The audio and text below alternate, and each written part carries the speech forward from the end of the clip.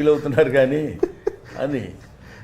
ఇప్పుడు మాకు 5 రోజులు ఉన్నాయి సార్ రిలీజ్కి. మనకి ఈ 5 రోజుల్లో ఇప్పుడు ఎలా అయిపోయిందంటే ఇంకా మార్కెట్ చేస్తూనే ఉండాలి ఏదో ఒక ఐడియాస్. ఇక్కడ బేసిక్గా ఏదో ఐడియాస్ ఏదో మార్కెట్ చేయాలి.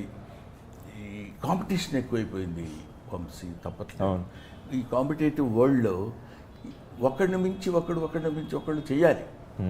ఏదో చేసి ఏదో సంతృప్తి పరిస్తే మనం పెట్టి బేసిక్గా ఏంటి, భార్యామూలమిదం గృహం, కృషిమూలమిదం ఫలం, వేదం మూలమిదం జ్ఞానం, ధనం మూలమిదం జగత్. ఒక్కడికి అర్థం కాలేదు, అర్థం అవ్వాల్సిన పని లేదు. కాకపోతే ఇక్కడ చివరికి చెప్పింది ఏంటంటే డబ్బు. By hook or crook we should earn money.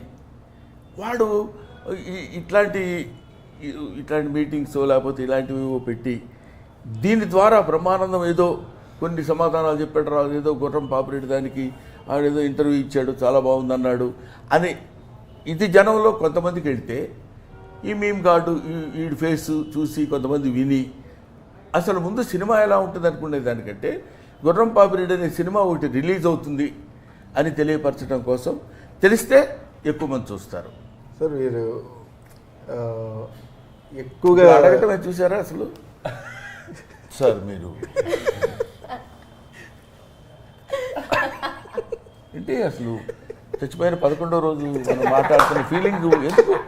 ఇటువంటి మనిషి అసలు ఎప్పుడు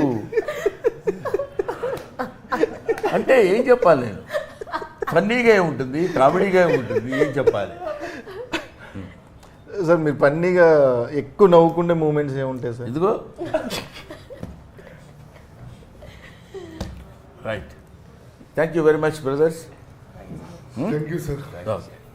చూసా పాప అతను ఎప్పుడు అయిపోద్దా అన్నట్టు ఇందాక నుంచి అదే మూడ్లో ఉన్నాడు తప్ప మనం ఏదో ఒకటి అడిగి ఇంక వీడి ఆపితే బాగుండు అన్న ఫీలింగ్లో ఉన్నారు. ఏం అడుగుతాం సార్, వీళ్ళు అడిగిన రా టాక్స్లో ఆల్రెడీ మీరు ఆన్సర్లు ఇచ్చేసారు. మనం ఏం అడుగుతాం కొత్తగా? ఆయన ఒక్కడే